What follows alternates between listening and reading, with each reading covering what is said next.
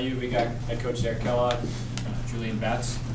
Coach, when you're ready, if you could just give us an opening statement. Yeah, I mean, I give a lot of credit to obviously Robert Morris. I thought he played a great all-around game today from the start to the finish. I thought you see how the importance of the home court advantage in the conference can come into play. So, I thought our guys, we didn't start real well. A couple tip balls, they got a three. We were never really got in a flow until midway through the first half, and then I thought we played a good second half and cut it to 8 a few times, but never got over the hump. So the reality of it is I thought they played a really good game, had a good game plan, and they played well.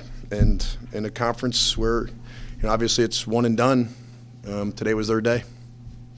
Raekwon only finished with 9 points, had 4 shots in the game. What do you feel they did in the front court to kind of slow him down? I think that's more about Raekwon. He's been banged up and beat up. He's probably has more usage than any player in the country this year. I've rested him, sat him in practice, put the ice bands on his legs, whatever you might want to say. And for if you watch the last, maybe 2-3 weeks of the season, he hasn't been as springy and as athletic.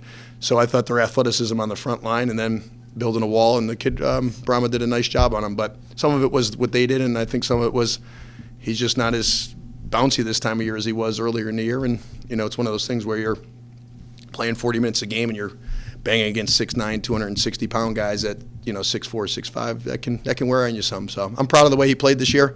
Thought he put us on his back a bunch. All-time leading scorer in LIU history, and unfortunately it didn't end maybe the way he would like.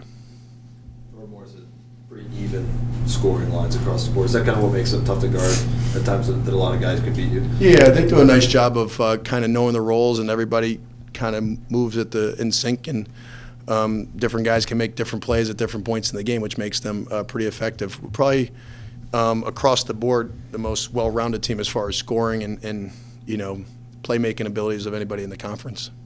Andy's now 15-8 in NEC tournament games. In your opinion, what do you feel is kind of the most challenging part about coaching against Andy Tool coach teams? I think they're disciplined. I think he does a nice job in defining their roles. It looked like they kind of knew what they were trying to do. Every time we've played them, not just today. They run their sets. They kind of move the ball from side to side and do a good job of not being able to be pressured. And he's got good players. It's a good combination. When you can coach and you got good players and you got a nice setup, those 3 things usually mean you got a good team.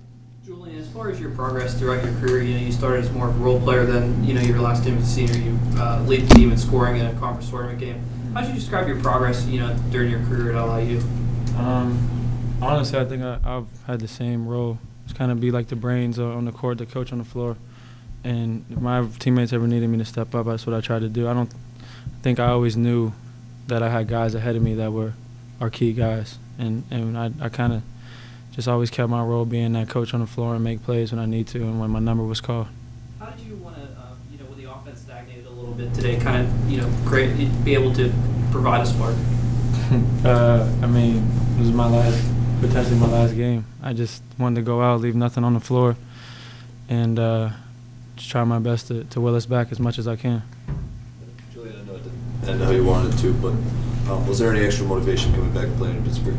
Absolutely. There always is, but I try not to let it affect me because we have our own objectives and our own goals. So I try to leave my personal goals and my personal, I wouldn't say like revenge, but my personal added fuel out of it, kind of. Derek, do you feel like your offense stagnated a little bit? It seemed like at times, not getting a lot of assists, had to work really hard to get a good shot. Yeah, that's accurate. I thought we were stagnant, especially in the first half. I thought we didn't move the ball and get it side to side as much as I would have liked. And then, when you miss 3 or 4 layups, these guys start pressing some, and then they think they need to go one-on-one and make plays themselves instead of relying on their teammates. So it was kind of a combination of things. What role would you say that Julian's filled in the program for you guys?